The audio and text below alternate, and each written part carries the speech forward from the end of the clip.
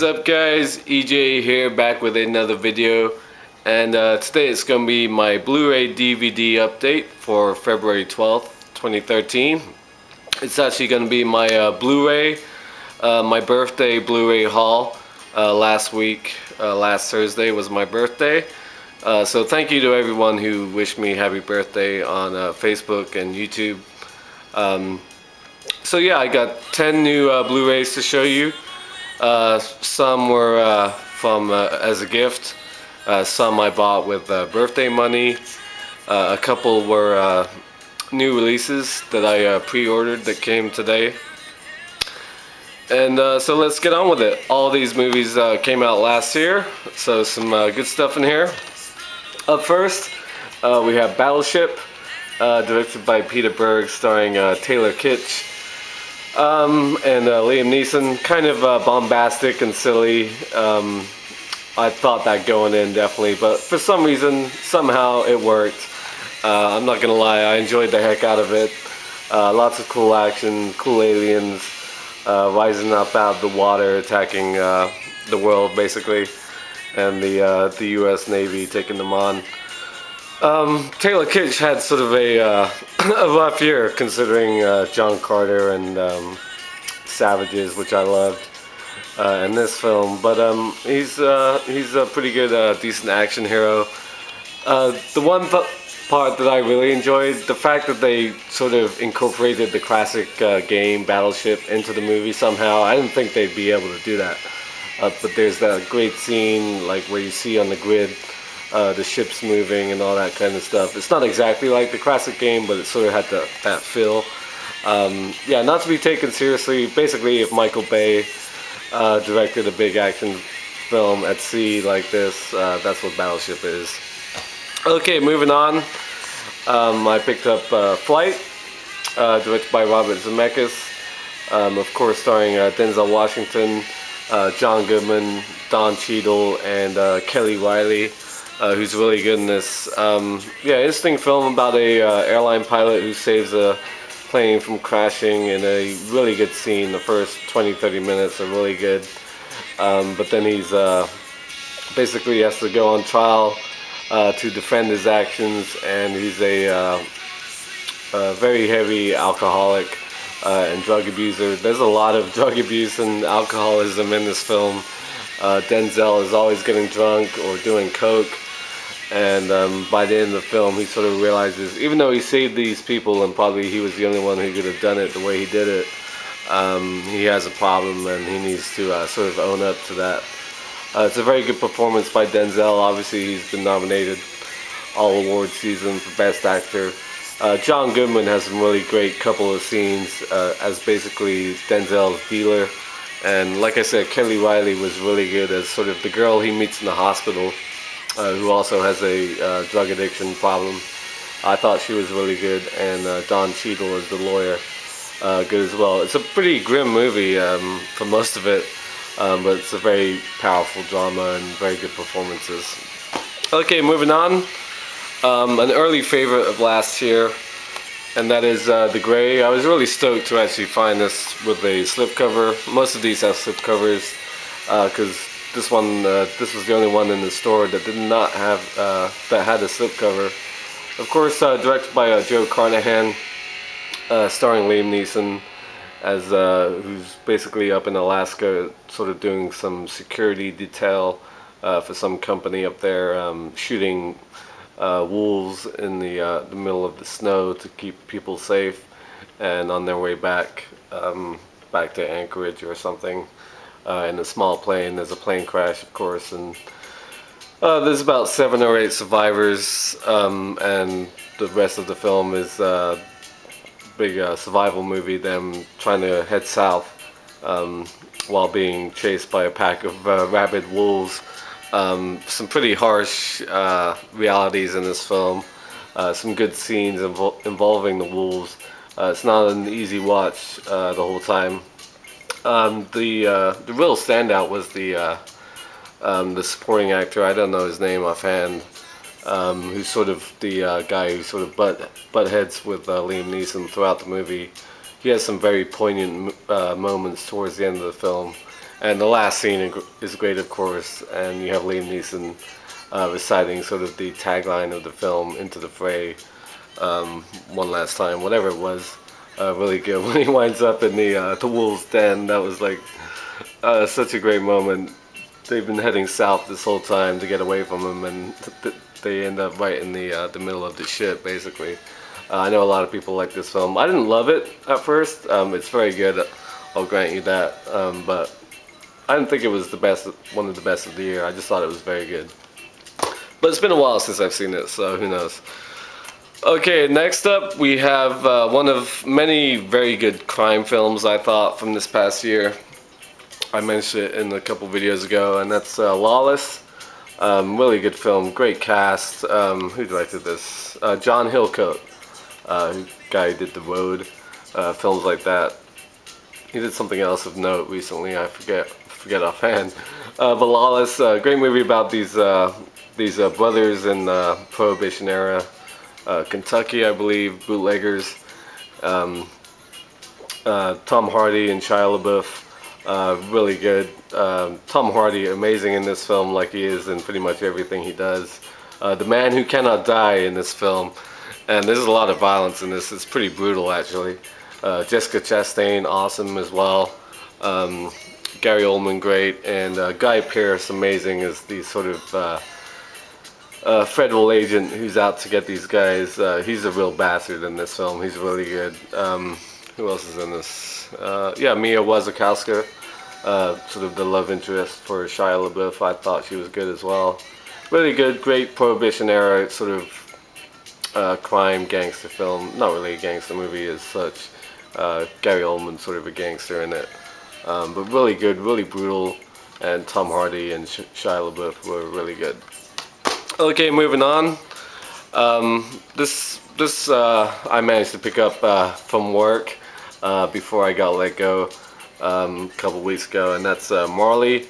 One of the best documentaries I've ever seen. I absolutely love this film.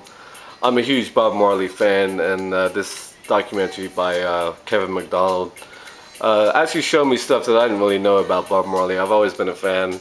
The music is great, obviously, and his life growing up in Jamaica, and his basic philosophy, Rastafarianism, and all that type of stuff. It's all told through the people that know him, like Ziggy Marley, all the people from the Wailers, his mistresses and stuff like that. I was surprised he had a mistress apart from his wife, and his love for football or soccer, that type of stuff, all the way up to his tragic death in 1981 from cancer. Yeah, just a fantastic documentary. If you love Bob Marley like I do, this is a must watch. Okay, moving on. One of the best films of last year, and that's The Perks of Being a Wildflower, directed by Steven Chbosky, I believe. Yeah, or Chbosky. I believe based on his own book or play or something like that. Really great coming-of-age teen film, starring Logan Lerman, Emma Watson, and Ezra Miller, who was in We Need to Talk About Kevin, which is an okay film, but he's great in this as the sort of friend in high school. It really reminded me of all the great John Hughes films of the 80s. It was sort of a throwback to that. Great soundtrack, really nice. Just a really sweet and great high school movie. Great performances by Watson and Lerman as well. Yeah, just really good. Okay, moving on. A film I'll probably get some slack for, but my man Nick, dyslexic Nick, is a fan of this as well, and that's Project X. Basically the ultimate party movie. I enjoyed it, I'm not gonna lie. It's about these three sort of outsiders in high school who throw a big party for some kid. He's like 16 when his parents go out of town, and the entire house gets trashed by close to, I don't know, 1,000 people that show up to this crazy party. It really gets out of hand. Lots of drinking and girls and pyrotechnics, and it's pretty crazy. It's not really a film to be noted for its acting or the dialogue. Just sort of the ultimate party movie, and I had a blast watching it, I'm not gonna lie. Okay, moving on. Um, Again, one of the really good crime movies of last year, and that's Seven Psychopaths, directed by the guy who did In Bruges, Martin McDonagh, which is better than this film. But this film was really good as well. Great cast: Colin Farrell, Sam Rockwell, Christopher Walken, Woody Harrelson. Oh, what's her name? That are Australian actress who's really good. I'm gonna look it up right now. Abby Cornish, sorry. Tom Waits and Olga Kurylenko. Really good film about a sort of bunch of guys. Well, Colin Farrell plays a writer writing a book about 7 psychopaths, and we're introduced to all these different psychopaths, these sort of psychotic killers. It's very different from what the trailer portrayed. I mean, you expected sort of a Pulp Fiction-esque sort of crime comedy, but it's a little more slower than that. Anyway, it's really good. Great cast, obviously. I mean, these people are all great, and it's a lot of fun, and I really enjoyed it. I thought it was really good. Okay, moving on. The biggie, the one that came about 10 minutes ago, Skyfall, the latest Bond film, of course. I was blown away by Skyfall. I've said it many times, I've sort of been disappointed by the, quote, Daniel Craig era with Casino Royale and Quantum of Solace, which, in my opinion, is the worst Bond film ever. But this film really redeemed that. Yeah, it was amazing. I never sat through a Bond film and felt so many different emotions. The amazing opening in Turkey, and the consequences of that, and then sort of joyous moments as they played with the 50-year history of Bond, and the emotional climax, the ending, stunning. Judi Dench, amazing as M. She is the Bond girl of Skyfall. I said that in my review that I did. The cinematography by Roger Deakins is beautiful. It's the best looking Bond film ever, in my opinion. It's probably the best Bond film in 25 years at least. It's my third favorite Bond movie, behind my favorites Goldfinger and Octopussy now. Yeah, I even liked it more than Goldeneye, which I love. Yeah, Skyfall blew me away. The song by Adele, obviously amazing. She's going to win the Oscar, and I'm going to be stoked when she does. Yeah, I absolutely love Skyfall, everything about it. The performances by Javier Bardem, great as the villain. The only downside was probably the quote Bond girl. Not, what's her name? I'll probably get it wrong. Naomi Harris. I love her character. Ray Fiennes as well, obviously what his character will be. Those surprises towards the end of the film were great. And the chemistry between Harris and Craig. I'm sorry if I'm getting it wrong, but that's the actress I'm trying to... But the other girl, the exotic looking girl, she didn't really make or break the film at all. But she was probably the only downside. I can't say her name, I don't remember. But the action scenes, I thought the scenes in London, especially the chase in the underground, all the way up to the courtroom scene, where M is sort of on trial and she gives that great speech, and then that shootout breaks out. That was a brilliant scene. Yeah, Skyfall, my second favorite film of 2012. It was that good. I mean, how this thing get nominated for Best Picture, let alone the other Oscars it got nominated for, sort of disappointing. I mean, if you're gonna have 9 films, let's have 10 and put Skyfall in there. It's certainly better than half the films on that list, in my opinion. Skyfall was stunning, and I'm not just saying that because I'm a huge Bond fan, obviously.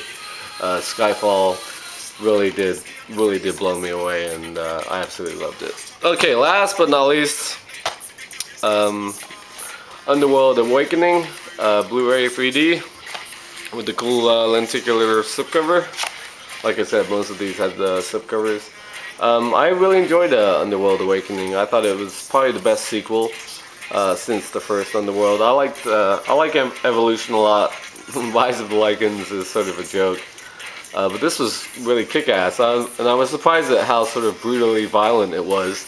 When I watched it, I was sort of shocked at the time how sort of brutal Kate Beckinsale was in sort of her return. I don't remember her being that sort of sadistic at points in the first three films, but maybe I'm wrong. It's been a while since I've seen the sequels and so on. But yeah, I thought it was cool. Nothing to write home about, obviously. It's the sort of same sort of thing, vampires against werewolves. But yeah, I like the Underworld movies, and Kate Beckinsale, obviously one of the most gorgeous women in the world. I love her. Yeah, I really enjoyed Awakening, and I'm going to be rewatching it this upcoming month, probably, when I do rewatch all four Underworld films. So those are the 10 Blu-rays that I got for my birthday last week. Let me know if you've seen these films. Most of them probably most of you guys have seen and have opinions about. Let me know what you think. Thank you for watching as always, and until next time, I'll see ya. Bond. James Bond.